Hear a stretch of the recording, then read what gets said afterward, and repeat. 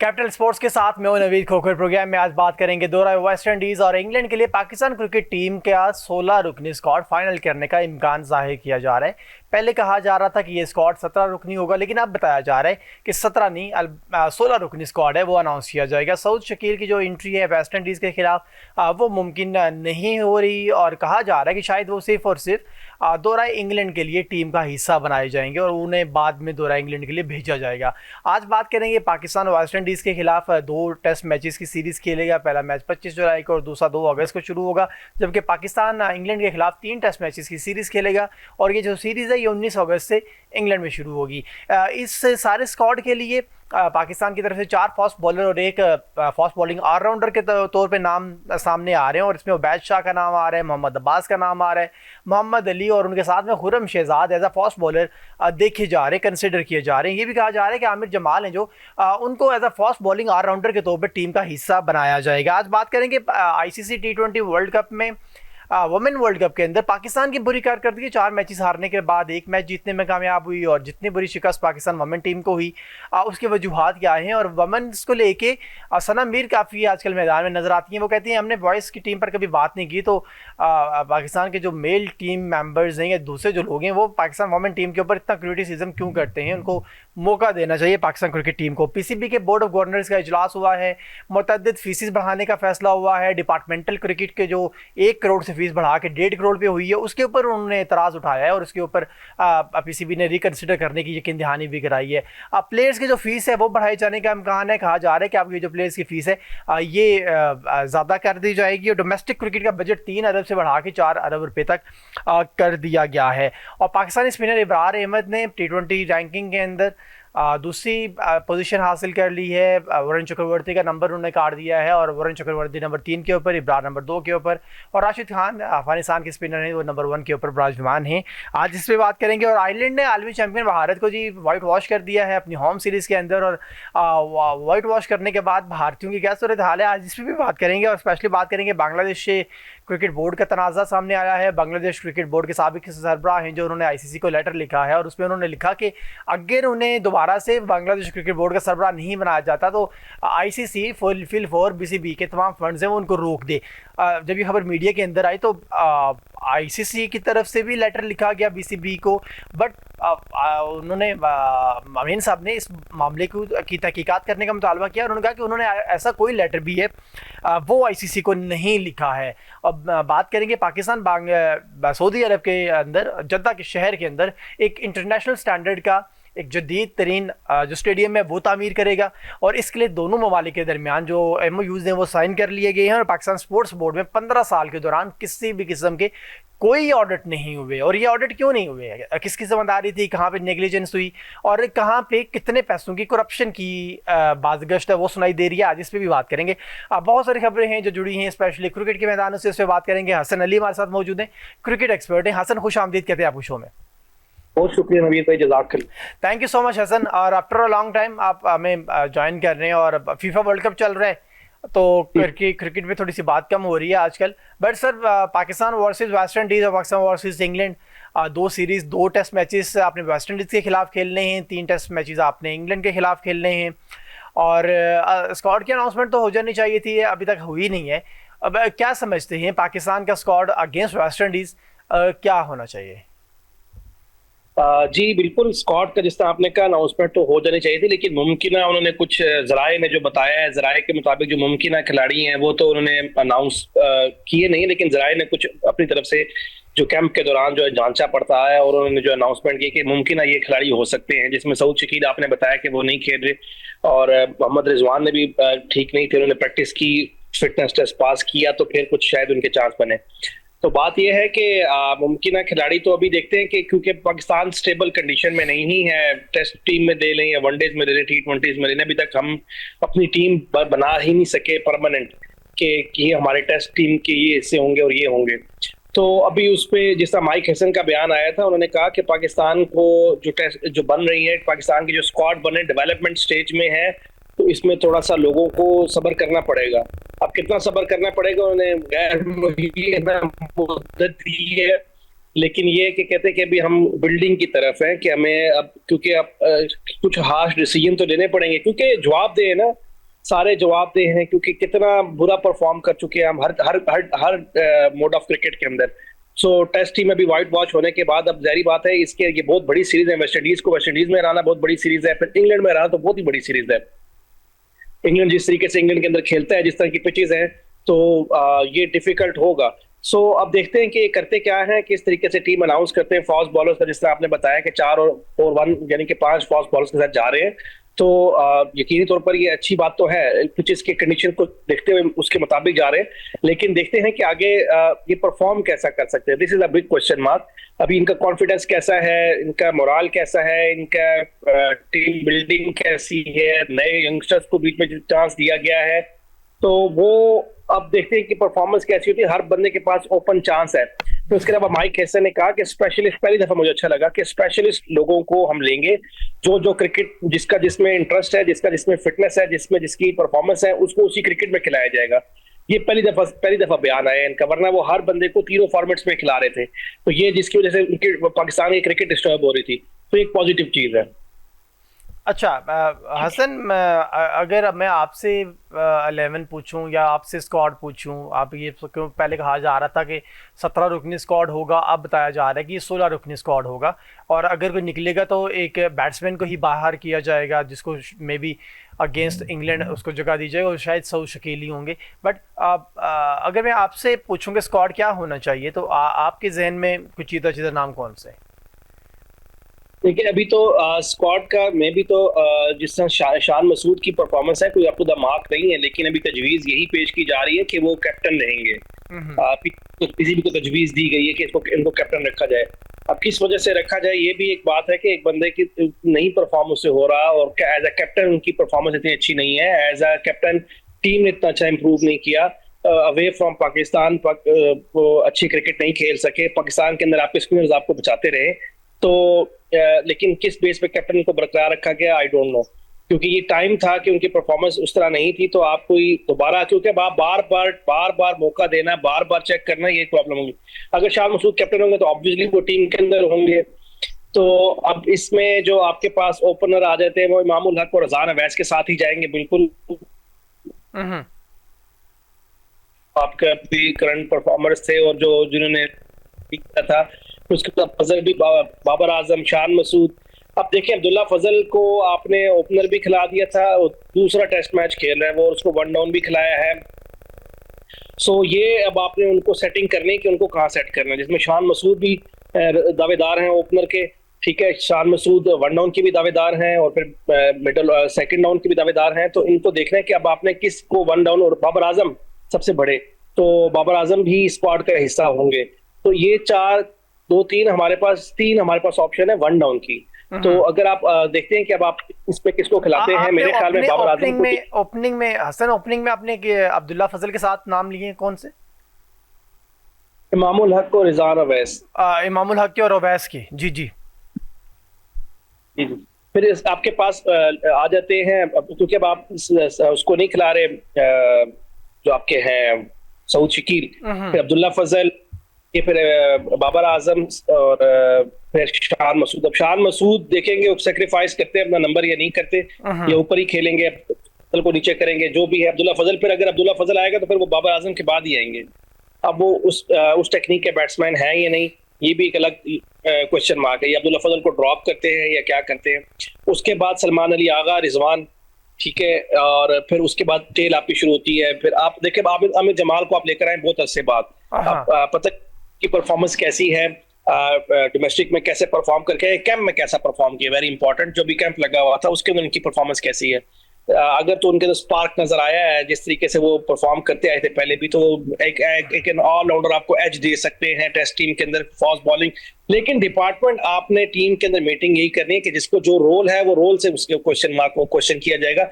If you are a bowling allrounder, तो आपसे bowling का पहले पूछा जाएगा, बैटिंग आपसे हमें नहीं चाहिए। Batting as a sporting role हमें चाहिए होगा। हमें आपसे कॉन्स्टेंटली बैटिंग के बारे में हम आपसे नहीं पूछेंगे कि भी आपने उसने 100 किया तो आपने 100 क्यों नहीं किया। आपसे हमें हल्का सा पुश चाहिए। अगर कोई बंदा खड़ा है तो आपने पिच पे जाके स्टे करना है उसके साथ, आपने उसके साथ क्रीज चेंज करनी है, आपने उसके साथ सिंगल डबल करना है, उसको सपोर्ट करना है। हमें आपसे सेंचुरीज नहीं चाहिए, हमें आपसे कोई एंड नहीं चाहिए, एंड रिजल्ट नहीं चाहिए। तो जो टीम की सिचुएशन है उस हिसाब से हमें आपसे परफॉर्मेंस चाहिए। हमें आपसे जो प्राइमरी चीज चाहिए वो बॉलिंग चाहिए। ये लैक कर रहा है पाकिस्तान क्रिकेट के अंदर, क्योंकि आप देखें कि जो डिफरेंट जो भी आते हैं वो अपनी अच्छा। मेन हाँ, चीज है। मैं आप आमिर जमाल की बात कर रहे थे, और हसन आमिर जमाल ने आई थिंक 2025 में अगेंस्ट साउथ अफ्रीका परफॉर्मेंस दी थी, अगेंस्ट साउथ अफ्रीका सॉरी खेल रहे थे। उसके बाद उनकी वापसी की बात की जा रही है, और आमिर जमाल नो डाउट कि एज अ अगर आप इनके ऊपर वर्किंग करते हैं तो as a fast bowling all rounder कैसे देख रहे हैं? मैं बात कर रहा हूँ आपके मुस्तकबिल के लिए, आमिर जमाल की पाकिस्तान क्रिकेट के मुस्तकबिल के लिए। आमिर जमाल हमें कहीं नज़र आते हैं और फिर जब वो परफॉर्मेंस देते हैं फिर उनको हटा दिया जाता है, और फिर वो वापस आते हैं बहुत लंबे अरसे के बाद, फिर वो डाउन हो चुके होते हैं, फिर कोई परफॉर्मेंस उनकी हल्की फुल्की आती है, फिर उन्हें डाउन कर दिया जाता है। तो कैसे देखते हैं, कैसे ऐसे फास्ट बॉलर बॉलिंग ऑलराउंडर को, फास्ट बॉलिंग ऑलराउंडर को, कि जो पाकिस्तान के पास वैसे ही नहीं है, और अगर कोई मौजूद हैं तो उनको हम यूटिलाइज प्रॉपरली नहीं करते? जी, रेड बॉल की हद तक तो आमिर जमाल काफी अच्छे यूजफुल हो सकते हैं। रेड बॉल की हद तक जी। यूज किया जा सकता है रेड बॉल के अंदर और अच्छा है, लेकिन इसमें रेड बॉल के अंदर जो मेन चीज है, आपको स्विंग भी चाहिए, आपको पेस चाहिए। अगर आप सर्वाइवल आपका तभी है जब आपके पास पेस और स्विंग होगा, या स्विंग होना चाहिए अब्बास की तरह, पेस नहीं होगी तो सेक्रीफाइस थोड़ा बहुत कमी आपका चल सकता है। देखिए, हम आपके मोहम्मद आसिफ ने लीड किया, किस पेस पे लीड किया, पेस उनके पास नहीं थी। दूसरी तरफ शोएब अख्तर अटैक कर रहे थे, शोएब अख्तर जो 160 का बॉल करते थे और यहाँ से आसिफ 130 का बॉल करते थे, लेकिन विकेट्स आसिफ के पास ज्यादा होती थी जस्ट बिकॉज के उनके पास 8 था, स्विंग थी। तो हमारे पास इसमें आमिर जमाल जो है उनके लाइटर स्विंग है, तो ज्यादा स्विंग नहीं है उनके पास, साइड आर्म एक्शन है और वो उस तरीके से स्विंग नहीं करते, लेकिन ये है कि तो पेस भी बेहतर है उनकी। तो इसमें रेड बॉल के अंदर थोड़ा सा स्कोप है उनका, व्हाइट बॉल के अंदर उनका आना थोड़ा सा मुश्किल हो जाएगा, क्योंकि पाकिस्तान के पास अदर ऑप्शंस भी हैं। आपके पास अब्बास हैं, आपके पास फहीम अशरफ हैं, जो इस सेम कैटेगरी की काम करते आ रहे हैं। और वहां पर आपको अगर आपके पास थोड़ी सी भी पेस या आपके पास लाइन लेंथ डिस्टर्ब होती है तो आपको बहुत ज्यादा स्कोर पड़ सकता है। तो ये उस तरह की बैटिंग ये नहीं करते कि इनके ऊपर रिलाय किया जा सकता है। इस तरह हम अब्बास पे रिलाय कर सकते हैं, फहीम अशरफ पे मैच कर रिलाय कर सकते हैं, इस तरीके से इन पे बैटिंग के तौर पे रिलाय किया जा सकता हो। So as in a red ball ये ठीक है, उनको खिलाना चाहिए, और लेकिन व्हाइट बॉल के अंदर मेरे ख्याल में अदर ऑप्शंस हैं हमारे पास जो इनसे बेटर हैं। ओके चलें। अच्छा सर, थोड़ा सा जानना चाहूँगा, आप टॉप ऑर्डर्स की ओवैस की बात कर रहे थे, अब्दुल्ला फजल की, इमामुल हक भी हैं, इवन शान मसूद भी हैं इस दौर में कि वो भी टॉप ऑर्डर के तौर पे आगे खेलें, पहले नंबर 3 फर्स्ट सेकंड थर्ड के ऊपर। तो आप देखते क्या हैं इमामुल हक की परफॉर्मेंस? तो हमने देखा कि अप टू मार्क रही है वो, जब आते हैं स्क्वाड के अंदर होते हैं तो मास वाइज चंद एक मैचेस को लेके बट वो 50 स्कोर करते हैं, 100 स्कोर करते हैं। एक उनके ऊपर वो जो पर्ची का एक उनको ताना दिया जाता है, वो चाहे मुझे आइडिया नहीं पर वो कहीं होगा नहीं होगा, बट परफॉर्मेंस उनकी होती है। आप इमाम को कितना कंसिडर कर रहे हैं एज अ टॉप ऑर्डर के लिए? तो वही इमाम जिस आपने बात करी दी क्वेश्चन के अंदर ही कि उसको जिस जगह मौका मिला उसने परफॉर्म किया, कहीं ऐसा नहीं है। उसकी आप एवरेज देख लेना, आप उनकी एवरेज देख ले, किसी भी बैट्समैन को एवरेज से जांचा जाता है कि उसकी एवरेज कितने मैच खेला हुआ है, उसकी अभी तक एवरेज क्या चल रही है। तो उस एवरेज की बेस पे कभी भी ड्रॉप नहीं हो सकती, किसी सिचुएशन ड्रॉप नहीं हो सकती। हर जगह पर उन्होंने परफॉर्म किया हुआ है, हर जगह उन्होंने अच्छा स्कोर किया हुआ है, ओपनिंग स्टैंड अच्छी दी हुई है। तो जहां तक वो पर्ची की बात है तो बस उनकी बदकिस्मती ये है कि जो भी के इंजमाम लग के भांजे हैं बस, इसके अलावा और कोई भी नहीं। परफॉर्मेंस के लिए बजाय जिसका मर्जी बेटा हो भांजा, हमें से कंसर्न ही नहीं, हम देखेंगे एवरेज कितनी है, ठीक है, परफॉर्म कैसा कर रहा है, पाकिस्तान के लिए यूजफुल है या नहीं है। इसमें किसी का बेटा होना, भांजा होना, भाई होना ये माने नहीं रखता, ठीक है। हमें तो परफॉर्मेंस चाहिए। हाँ, अगर एक परफॉर्म नहीं कर और कॉन्स्टेंटली टीम का हिस्सा है, बोझ है उसके ऊपर। इसके अलावा इमामुल हक से ज्यादा मुझे पर्चियां और नजर आती हैं जो परफॉर्म भी नहीं कर रही और टीम के साथ अटैच्ड है, ठीक है। वो ज्यादा प्रॉब्लमेटिक है कि वो नहीं हट रहे। ये तो बेचारा मैच इतने नहीं खिलाते इसको फिर बीच में ड्रॉप कर देते हैं और फिर बीच में किसी और को ले आते हैं। अब्दुल्ला शफीक बीच में जाते हैं किसी और उसके साथ, ओपनर के साथ, या और ओपनर ट्राई बीच में कर दिए जाते हैं। तो ये तो इसको उस तरीके से कॉन्स्टेंटली टीम का हिस्सा नहीं रखा गया जिस तरह रखना चाहिए था इसको, जिस तरह की इसकी परफॉर्मेंस है। तो इसकी परफॉर्मेंस अच्छी है, इस पे हम नहीं, अलावा हम किसी ओपनर को टेस्ट मैच में रिलाय नहीं कर सकते जिस तरह इमामुल हक पे रिलाय कर सकते। ठीक हो गया। Sir what about Babar Azam, आप बाबर को वेस्ट इंडीज की पिचेस के ऊपर कैसा देख रहे हैं? बाबर आजम वाहिद पाकिस्तान का बैट्समैन है जो मैनेज कर सकता है पिच के ऊपर जाकर, और किसी तरीके से भी कोई भी पिच हो तो पहले वो रीड करते हैं, फिर उसके बाद उस पे प्रैक्टिस, उस पे अच्छे तरीके से परफॉर्म कर सकते हैं। जो हर according to situation, according to pitch वो बंदा खेल का माहिर है, जी। ठीक है, और वो कर सकता है मैनेज। अब जो सेक्रीफाइस है वो नहीं, मेरा नहीं ख्याल शान मसूद वन डाउन से सेक्रीफाइस करेंगे। शान मसूद वन डाउन ही खेलेंगे, टू डाउन खेलेंगे Babar Azam, I think so. हम्म। क्योंकि और हो सकता है लेट मिडिल ऑर्डर में फिर अब्दुल्ला फजल को आए, अब्दुल्ला फजल की जगह बने ना बने। लेकिन ये है कि मेरे ख्याल में कि अजान अवैस के साथ इमामुल हक को ओपनर करके वन डाउन साउथ वो आएंगे आपके कैप्टन ईशान मसूद, अगर वो कैप्टन हैं तो। हम्म। पहली बात तो बाबर आजम बिल्कुल आपको परफॉर्म करते आए हैं। किस जगह पे उन्होंने परफॉर्म नहीं किया, हर तरीके से हर जगह परफॉर्म करते हैं, और एक अच्छा यानी कि पिच को रीड करना उनको आता है, पिच के मुताबिक खेलना आता है, सीम और स्विंग के मुताबिक खेलना आता है, और प्रॉपर शॉट्स खेलते हैं। तो टेस्ट मैच में नो डाउट या किसी भी क्रिकेट में बाबर आजम इंशाल्लाह पाकिस्तान के लिए बहुत ज्यादा मुफीद साबित होते हैं। ठीक है, चलें अब हम अगर आगे भी चलें, रिजवान की थोड़ी सी बात कर लेते हैं। रिजवान को कितना कंसिडर कर रहे हैं, और क्या समझते हैं हसन कि रिजवान का एरा ख़त्म हो चुका है, रिजवान की क्रिकेट पाकिस्तान के लिए कम रह गई है? और अगर ऐसा है भी तो हमने उनके अगेंस्ट, हमने उनके उनके मुकाबले में कौन से प्लेयर हैं वो नए बनाए हैं कि जो मोहम्मद रिजवान जैसी परफॉर्मेंस दें, सरफराज जैसी परफॉर्मेंस दें? हमारे पास बहुत बड़ा टाइम था सरफराज और मोहम्मद रिजवान का टाइम, अगर देख लें इस दौरान पूरे मुल्क की क्रिकेट के अंदर से बहुत सारे जो डिपार्टमेंटल क्रिकेट है, रीजनल क्रिकेट है, उसके अंदर बहुत सारे लड़के मौजूद थे जिनको एज अ विकेट कीपर तैयार किया जा सकता था। हमने क्या तैयार किया? हाँ, ये आपका बहुत अच्छा क्वेश्चन है। कोई भी विकेट कीपर आता है तो वो 5 से 7 साल टीम के अंदर रहता है, और कॉन्स्टेंटली अगर परफॉर्म करता रहे तो उसको निकालना मुश्किल हो जाता है विकेट की। जी। बहुत अच्छा क्वेश्चन है।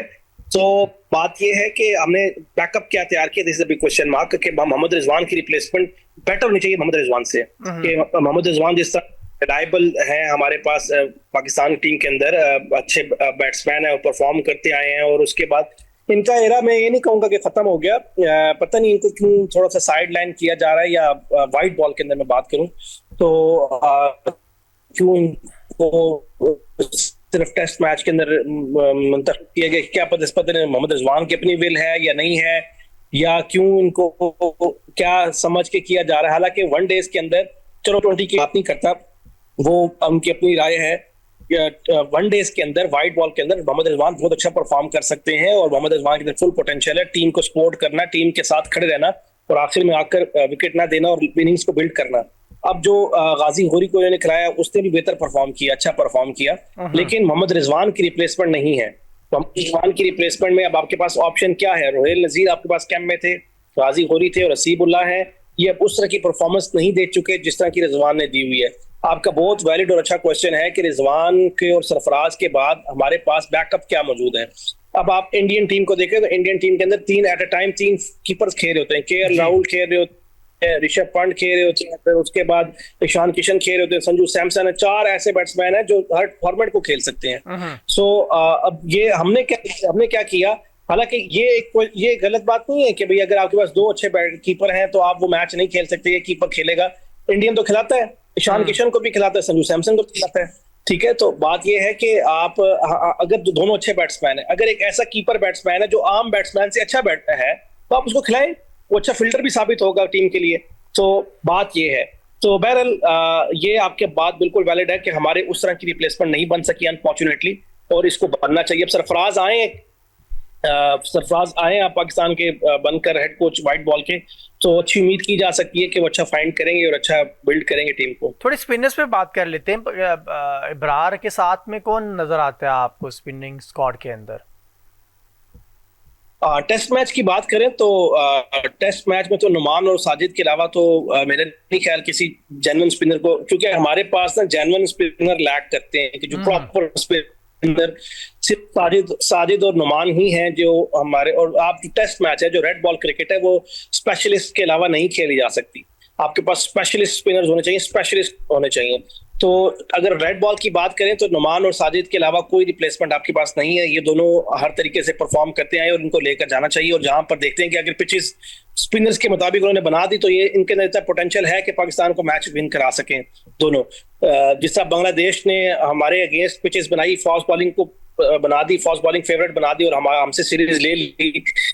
अगर वेस्ट इंडीज इसी सोच के साथ आया तो फिर हमारे लिए प्रॉब्लम हो सकती है, क्योंकि हमारे पास स्पिनर्स अच्छे हैं। तो रेड बॉल के अंदर तो ऑब्वियसली नुमान और साजिद के अलावा आप नहीं। इन वाइट बॉल आप देख सकते हैं कि आपके पास इब्रार के साथ कौन कौन सी ऑप्शन मौजूद हैं। अच्छा, इब्रार के बारे में बात चल रही है कि होंगे, टीम का हिस्सा होंगे नहीं होंगे, बट इब्रार ने दी 100 लीग भी खेलनी है, उनकी वहाँ पे भी एनओसी हुआ, आई थिंक 1 लाख और कुछ हज़ार पाउंड का उनका कॉन्ट्रैक्ट हुआ है दी 100 के साथ।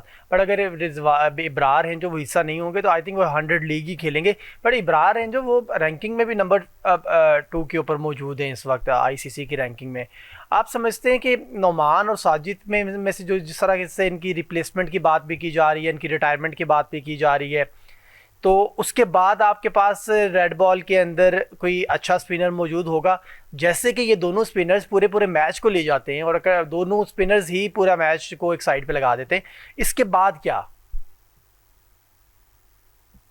अब ये बहुत अच्छा क्वेश्चन है सर। बात ये है कि हमारे पाकिस्तान के अंदर अगर आप देखें तो अब आप पूरी एकेडमीज जो हमारी जो क्लब्स हैं, एकेडमीज हैं, इनमें जाकर विजिट करें तो मेरे ख्याल में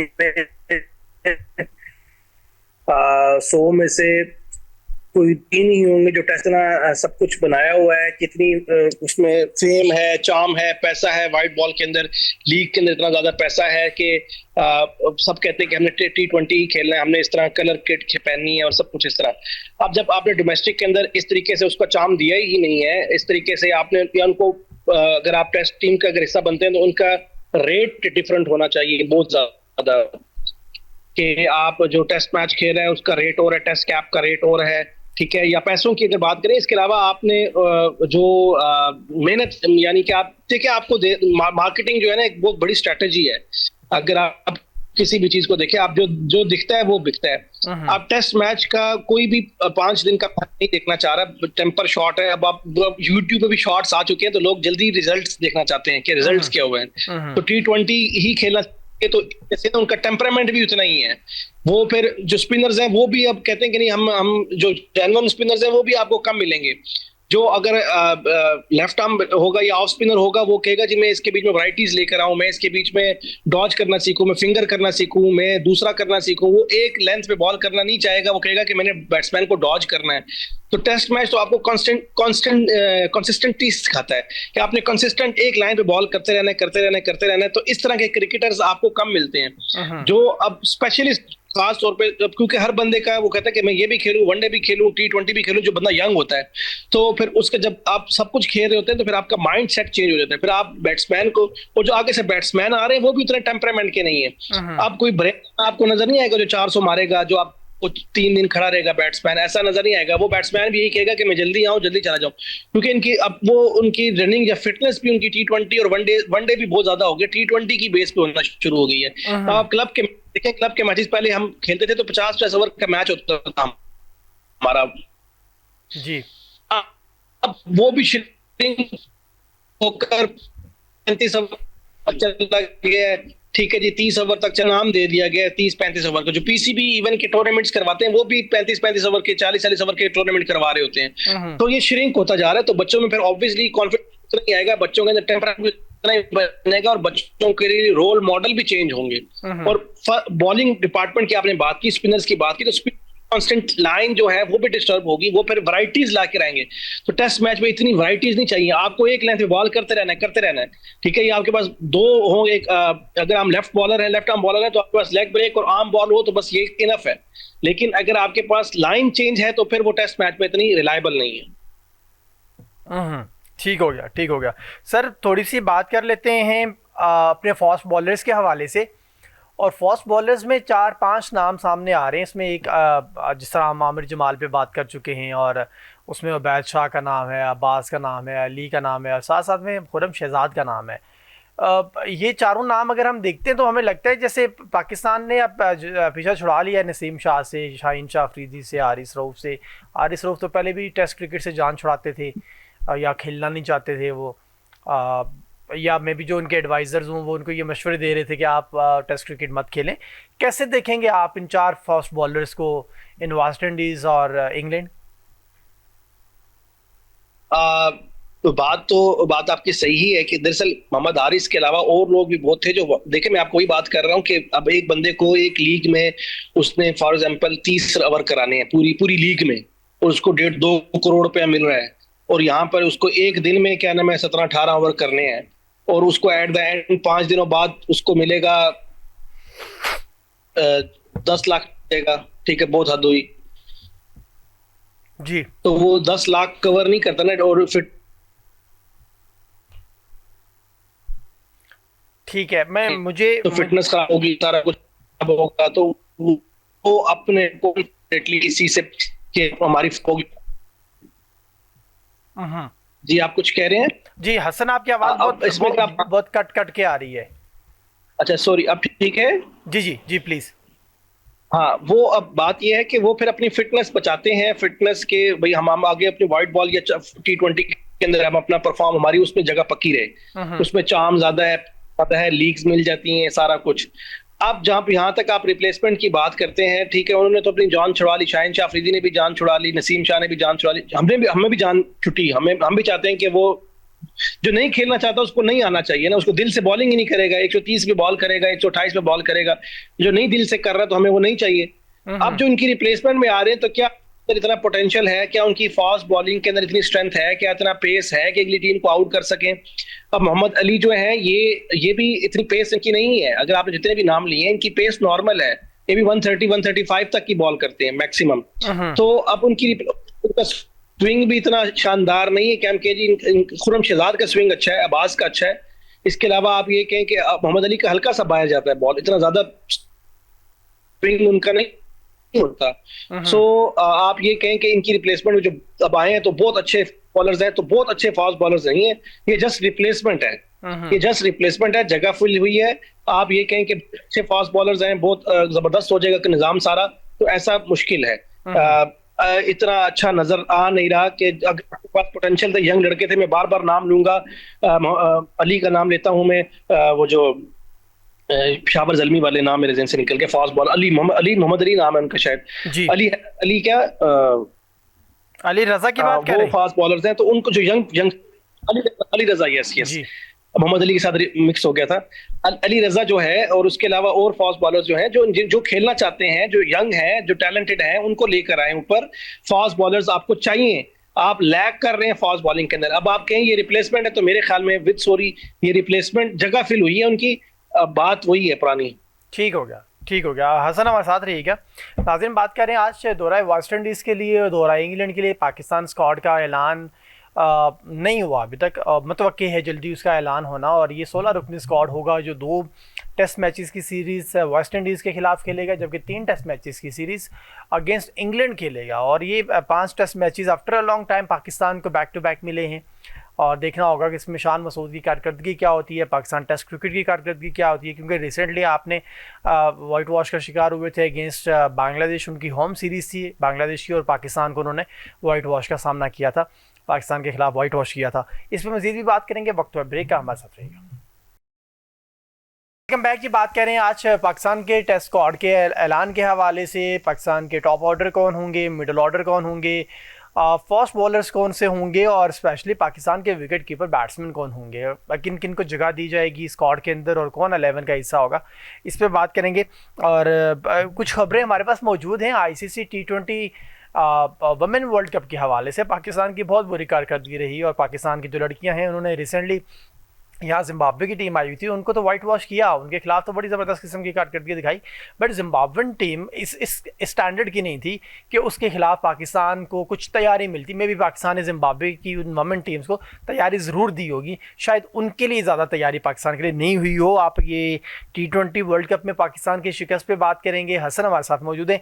हसन, ये पाकिस्तान की गर्ल्स को काफ़ी सारे मैचेस अब मिल गए। पहले तो हम ये बात करते होते थे कि इनको मैचेस ही नहीं मिलते। तो आप यहाँ खेलने के बाद आप ट्राई सीरीज़ के लिए चले गए थे, फिर वहाँ पे आपने कुछ मैचेस भी खेले बिफोर T20 वर्ल्ड कप। अब T20 वर्ल्ड कप के अंदर कोई ज़्यादा अच्छी परफॉर्मेंस नहीं थी। अब एक आध मैच को के अलावा आपने सारे मैचेस हार दिए। क्या कहेंगे पाकिस्तान वुमेन टीम को लेके? पाकिस्तान वुमेन टीम का जिस तरह की अगर बात करें, जिस तरह की आप बता रहे हैं, जो मैं खबरें सुनता हूँ, मैं उनके मैचेस तो नहीं देखता। जिस तरह की उनकी खबरें मैं सुनता हूँ कि भाई जिस तरह की पहले उनकी परफॉर्मेंस जिस तरह सुनते थे कि परफॉर्म करते, इंडिया को भी हराया हुआ है उन्होंने, इंडिया जैसे वर्ल्ड चैंपियन है उनको भी हराया हुआ है, और जिस तरीके से भी उनकी परफॉर्मेंस है तो बहुत बिलो द एवरेज है। और जहरी बात है, देखें रिफ्लेक्शन आती है, अब कहीं ना कहीं तो मसला है। अगर आप बात करें तो पाकिस्तानी वुमेन टीम के अलावा मेन टीम के भी अंदर मसला तो है। अब कई मसला आ रहा है जो ठीक नहीं हो रहा। कोई एक वायरस आया हुआ है जो खराब कर रहा है पूरे सिस्टम को, और उसको जब तक एंटी वायरस नहीं लगेगा वो वायरस चलता रहेगा। अब वो हाँ आ रही है, देखिए देखना पड़ेगा मोहसिन नकवी साहब को कि मसला कहाँ पर है, डायग्नोज करें। क्योंकि आप देखें, आप टीम पूरी स्क्वाड कैंप लगाते हैं, मेहनत करते हैं, हमारे प्लेयर्स और जगह पर खेल कर आते हैं। आईसीसी इवेंट्स में भी हम परफॉर्म नहीं कर पा रहे, बिलो द उसमें परफॉर्म कर रहे हैं, बिलो द एवरेज परफॉर्म कर रहे हैं। और हमारे अंदर मसला क्या है, क्यों मसला ऐसा आ रहा है, तो उसको डायग्नोज करना बहुत ज्यादा इंपॉर्टेंट है। टीम के स्क्वाड की अनाउंसमेंट में मसला है, सिलेक्शन कमेटी का मसला है, या क्रिकेट बोर्ड का मसला है, ये जांच पड़ताल करनी पड़ेगी। क्योंकि हमारी मेंस और वुमेन्स टीम दोनों ही एवरेज परफॉर्म कर रही है।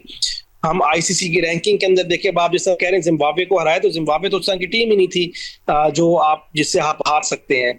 सो ये एक प्रॉब्लमैटिक सिचुएशन है। इसको मेरे ख्याल में जल्दी से एंटी वायरस इंस्टॉल करना पड़ेगा, बजाय इसके कि आप इसको री इंस्टॉल कर कर और उस वायरस को निकालना पड़ेगा, और उससे तभी पाकिस्तान क्रिकेट बेहतर होगी। ठीक हो गया सर। ये पाकिस्तान क्रिकेट बोर्ड के बोर्ड ऑफ गवर्नर्स का इजलास हुआ, बड़े अहम डिसीजन हुए उसमें। कुछ डिसीजन तो यकीनी तौर पे एतराज़ात वाले थे, उसके ऊपर एतराज़ात उठाए गए। एक तो ये था कि डोमेस्टिक क्रिकेट में उनका बजट 3 अरब से बढ़ा के 4 अरब कर दिया गया है। ये बड़ी पॉजिटिव चीज़ है, बड़ी एक अच्छा शगुन है कि आप डोमेस्टिक के ऊपर ज़्यादा खर्चा करेंगे।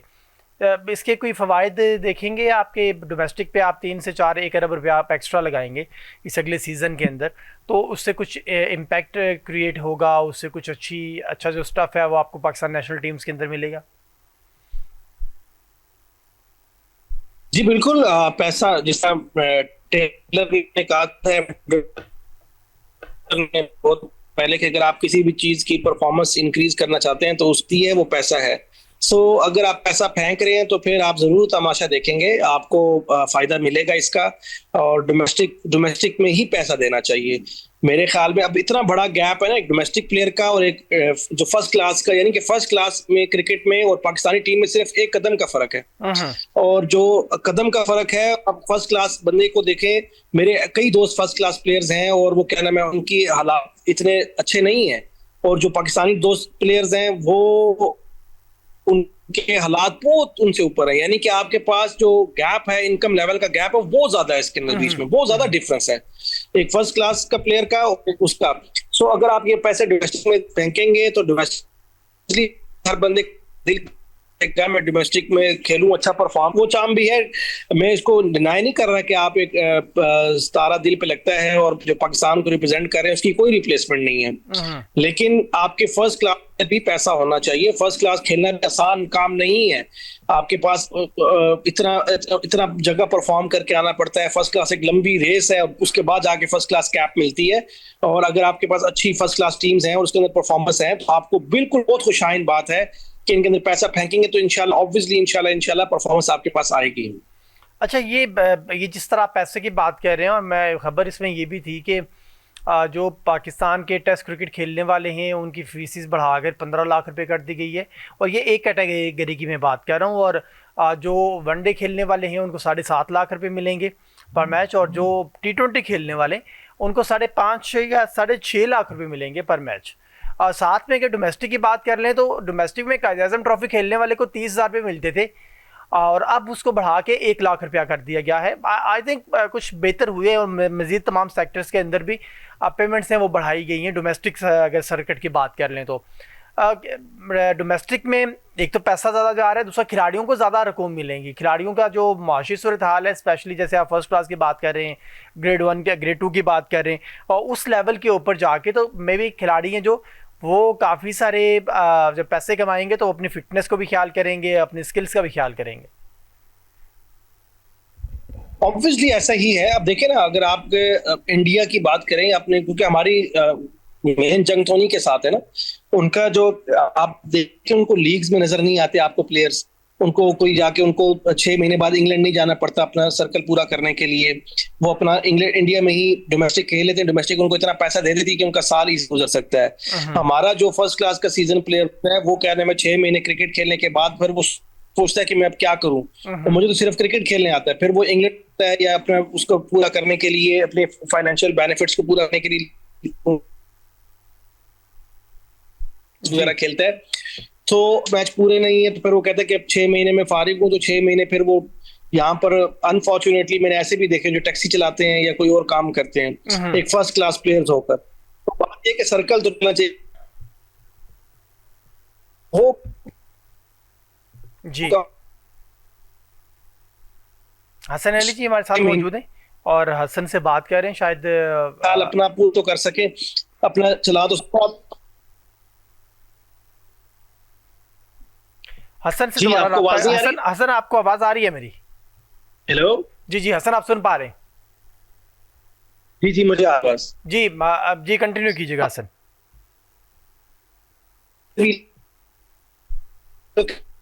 मैं जी जी पर 6 महीने के फर्स्ट क्लास खेलने के बाद फिर वो टैक्सी चलाते हैं या कोई और काम करते हैं कि अपनी उसको पूरा करने के लिए, अपने सर्कल को पूरा करने के लिए। तो अगर इनफ पैसा दे दिया जाए, कम से कम ये तो हो कि उनका 1 साल गुजर सके और अपना वो सर्कल घर का चला सके। अब अगर आप देखें तो 5-6 लाख उनका सीजन फिनिश होता है, 7 लाख कर लें, 8 लाख कर लें, फिनिश होगा। उसमें उन्होंने पूरे 12 महीने चलाना है अपना घर, तो ये डिफिकल्ट होगा उनके लिए। अब जो पैसा दिया जा रहा है तो उसमें ऑब्वियसली इंशाल्लाह, और उसके अलावा डिपार्टमेंट के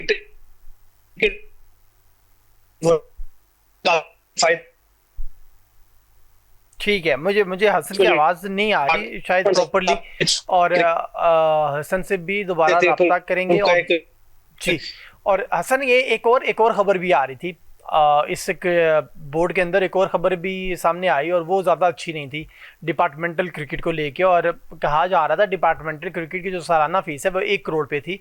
हर डिपार्टमेंट सालाना पीसीबी को 1 करोड़ पे जमा करवाता है। अब वो फीस बढ़ा के 1.5 करोड़ पे कर दी गई है। इसके ऊपर एतराज़ सामने आया है डिपार्टमेंट्स की जानिब से, और उनका एतराज़ हमें काफ़ी सॉलिड भी दिखता है, काफ़ी स्ट्रॉन्ग है कि तमाम अखराजात डिपार्टमेंट्स खुद करते हैं। आप पाकिस्तान क्रिकेट के लिए या क्रिकेट या दीगर गेम्स के लिए भी सपोर्ट करते हैं, फिर आप उनकी फ़ीस बढ़ा के पीसीबी कितना अर्न करना चाह रहा है डिपार्टमेंट से 50 लाख रुपये और निकाल के, इसके ऊपर एतराज़ किया गया है। कैसा समझते हैं कि एक डिपार्टमेंट जो प्राइवेट है पर गवर्नमेंट है वो अपने जेबों से लगा के क्रिकेट की प्रमोशन, स्पोर्ट्स की प्रमोशन करते हैं, और आप उनके ऊपर फीसिस की मद में 50 लाख रुपए इजाफा कर रहे हैं? बिल्कुल ये अच्छी बात नहीं है। पीसीबी पैसों का मोहताज तो नहीं है, पीसीबी के पास तो अच्छे खासा पैसा होता है। और आईसीसी बजट है सर, इस बार सरप्लस बजट है इस बार भी इनका पीसीबी का। पाकिस्तान का वाहिद ऐसा डिपार्टमेंट है जो बहुत अच्छा चल रहा है, सो इसको पैसों के लिहाज से कोई कमी नहीं है। सो आईसीसी भी आपको पैसे देता है, और अब आप इनसे, और ये एक वो है जो आपको इनका शुक्रिया अदा करना चाहिए कि ये पाकिस्तान क्रिकेटर्स को सपोर्ट करते हैं, और आपके जो आपने काम करना था ये काम कर रहे हैं मुफ्त में। सर मैं हसन मैं इंक्लूड कर दूं, मेरे नॉलेज में एक चीज़ आई है कि पाकिस्तान वॉबला है जो वो इस वक्त सबसे ज़्यादा टीम्स को ऑन करता है, और उनके पास शायद 60+ नंबर ऑफ टीम्स मौजूद हैं मल्टीपल गेम्स के, और 60+ टीम्स के को वो ऑन करते हैं, उनके ऊपर इन्वेस्टमेंट करते हैं, उनकी कोचिंग करते हैं, उनको खाना पीना, उनको तनख्वाहें सब कुछ देते हैं। बट जब वो इतना कुछ कर रहे हैं हॉकी के लिए, फुटबॉल के लिए, क्रिकेट के लिए, बास्केटबॉल, ईच एंड एवरीथिंग, हर एक चीज़ के अंदर, तो फिर उनको क्यों बेचारों के ऊपर इतने बड़े बोझ और डाल रहे हैं कि नहीं आप अगर हमारी मदद करते हैं तो फिर आप और ज़्यादा करेंगे। यार आपके पास तो स्पॉन्सर भी मौजूद है, जैसे आप बात करें आईसीसी के फंड्स भी मौजूद हैं, पीएसएल लीग मौजूद है, बहुत पैसा कमा के दे रही है लीग आपको ये। वही ना, वो कहते हैं चोपड़ियां और दो दो एक बात है। अब वो देखिए, आप 50 लाख से आपका आईसीसी का तो कुछ नहीं होगा, लेकिन डिपार्टमेंट डिमोटिवेट जरूर होंगे। मेरे आईसीसी का 50 लाख से, आईसीसी पीसीबी ने क्या करना है 50 लाख से? जी ऐसे ही है। यानी डिपार्टमेंट से आप ले लेंगे, उनको तो उनकी तो दाढ़ भी गीली नहीं होगी। ठीक है। और आपके जो एक कैटेगरी प्लेयर है, उसकी तनख्वाह भी एक महीने की नहीं निकलती 50 लाख से। ठीक है। तो आप एक डिमोटिवेशन का फैक्टर बीच में जरूर आएगा। पता नहीं उन्होंने ऐसा क्यों कहा, 50 लाख उन्होंने क्यों बढ़ाया। मेरे ख्याल का सारा कुछ आपको उनको अप्रिशिएट करना चाहिए था डिपार्टमेंट्स को, कि आप इतना बोझ उठाते हैं जो क्रिकेट का एक जो क्रिकेटर्स है, और आप किसी भी स्पोर्ट्स को इतना पैसा नहीं देते जितने क्रिकेटर्स को पैसा देते हैं। हॉकी प्लेयर्स को अब मेरे ख्याल में 2-2.5 लाख 3 लाख तनख्वाह होगी एक क्रिकेटर्स की डिपार्टमेंट में, एक क्रिकेटर की। ठीक है। अब हॉकी वाले प्लेयर की मेरे किसी और स्पोर्ट्स की इतनी हो सकती है। तो अब वो इतना पैसा भी दें, कोच को पैसा भी दें, फिर होटल जो जिसमें वो डोमेस्टिक टीम जाके रहती हैं, आप उन पे डिफरेंस देखें। एक जो डोमेस्टिक जो फर्स्ट क्लास का प्लेयर जिस होटल में रहता है और एक हॉकी का प्लेयर जिस होटल में रहेगा, वो डिफरेंस होगा उसके अंदर। सो बात है कि स्पोर्ट्स पे इतना ज्यादा वो ऑलरेडी पैसा लगा रहे हैं, तो थैंक यू की बजाय आप कहें जी आप और भी दें पैसा, तो ये बिल्कुल अच्छी बात नहीं है। मेरे ख्याल में इसको उनको रिवर्स करना चाहिए डिसीजन को, और देखना ठीक हो गया। हमारे ही लिए काम कर रहे हैं, जो बंदा हम बेहतरी होनी चाहिए। सर ये आयरलैंड और इंडिया का मैच आपने देखा होगा, T20 के 2 मैचेस, और इसमें आयरलैंड ने इंडिया को वाइट वॉश कर दिया है। वो बड़े बने फिरते थे और वहाँ पे उनके घर में जाके ढेर हो गए बिल्कुल ही। पहले मैच में ज़्यादा रन से, बट दूसरे मैच में 1 रन से शिकस्त हुई है इंडिया को। ये मैं समझता हूँ कि आईपीएल के साइड इफेक्ट्स हैं। मेरा ख्याल ये है, क्योंकि आईपीएल में जिस पे वो खेले हैं और जिस तरह वो आदी थे पिचेस के खेलने के, 250-250 रन हो रहे हैं, 270 तक रन हुए हैं, और जिस तरीके से मार दौड़, no doubt Indian talented team है, इंडियन टीम बहुत अच्छी टीम है, 2 दफा वर्ल्ड चैंपियन बन चुकी है, कॉन्जेक्टिव 2 दफा वर्ल्ड चैंपियन बन चुकी है। आप ऐसी टीम से जाके व्हाइट वॉश हो जाते हैं। एक मैच हारना माने नहीं रखता, वो शायद तुक्का लग गया, कोई अगर T20 में कुछ भी हो सकता है, लेकिन अगर आप व्हाइट वॉश हैं एक टीम से, तो उसका मतलब है कि आप कोई फारिग टीम है, आपने कोई बहुत बड़ी गलती की है, दो लगातार मैच आप हारे हैं। सो ये साइड इफेक्ट आईपीएल के कहूंगा, क्योंकि आपको पिचेस अगर आप इस तरह की बनाएंगे तो रिजल्ट्स ऐसे ही आएंगे। अब आप इंग्लैंड की टीम के अंदर गए, अब देखते हैं वहां पे इंडियन टीम कैसी परफॉर्म करती है, लेकिन अब जाहिर बात है उनकी जो क्वेश्चन मार्क है ना, उनकी जो टीम है, हम तो फिर माफ कर देते हैं, उनका मीडिया माफ नहीं करता, उनका मीडिया पीछे पड़ जाता है, उनका मीडिया तो उनको छोड़ता नहीं है, और वो हर तरीके की हद तक चले जाते हैं। तो बहरहाल इंडियन टीम के टैलेंट पे कोई शक नहीं है, लेकिन ये अगर आप उस तरह की पिचेस बनाते रहेंगे और आप अवे जाएंगे, तो फिर आपके लिए प्रॉब्लम्स तो होंगी। सर एक आखिरी पॉइंट पे बात कर लेते हैं। रैंकिंग जारी हुई है जो स्पिनर्स की, उसमें हमने देखा कि राशिद खान है नंबर 1 के ऊपर मौजूद है, अफगानिस्तान के नंबर 2 के ऊपर इब्रार आ गए, और चक्रवर्ती को उन्होंने नंबर 3 के ऊपर धकेल दिया है। अब बहुत टाइम के बाद हमने देखा कि आपका कोई बॉलर है नंबर 2 के ऊपर आए हैं, पता नहीं कितने सस्टेन करेंगे यहाँ पे इस नंबर के ऊपर, बट आप इब्रार को इस नंबर के ऊपर सस्टेन करता हुआ या इस नंबर से ऊपर जाता हुआ राशिद खान का नंबर लेता हुआ देख रहे हैं? बिल्कुल। इंशाल्लाह इब्रार अहमद जिस तरीके से जिस लाइन लेंथ पे बॉल कर रहे हैं T20 के अंदर, और जिस तरह विकेट्स लेते हैं, दरअसल बात यह कि विकेट टेकिंग बॉलर हैं। आपको विकेट लेके देते हैं, सर्कल के अंदर बॉल कर, अगर इनको मजीद ये इस तरह ही रहे और इस तरह अच्छी परफॉर्म करते रहे, और जिस तरीके से पाकिस्तान की रिक्वायरमेंट है उस पर बॉल करते रहे, और लाइन लेंथ को इस तरह रखा, तो इंशाल्लाह अच्छी उम्मीद है। और राशिद खान और क्या, और बड़ी खुशाइन बात है कि पाकिस्तान टॉप 10 में आया, और पाकिस्तान के जो लीड किया जिसने बॉलिंग डिपार्टमेंट के अंदर, टॉप 2-3 पोजीशंस पाकिस्तान की फास्ट बॉलर्स की ही होती थी हमेशा। अब जिस जगह पे आए बात है पाकिस्तान के लिए यकीनी खुश। Thank you so much. Thank you. Hasan Ali हमारे साथ मौजूद थे और बात कर रहे थे पाकिस्तान क्रिकेट के हवाले से। Pakistan cricket team test cricket team है जो वो 3 मैचेस खेलेगी अगेंस्ट इंग्लैंड और 2 मैचेस खेलेगी अगेंस्ट वेस्ट इंडीज़, और इसके लिए स्क्वाड की अनाउंसमेंट होनी है। और ये जो टेस्ट सीरीज़ है ये दोनों बैक टू बैक होंगे, पहले वेस्ट इंडीज़ के अंदर 2 मैचेस और फिर उसके बाद इंग्लैंड में 3 मैचेस की सीरीज़ खेली जाएगी। आज की शो से नवीद खोखर को इजाज़त दें। अल्लाह हाफिज़।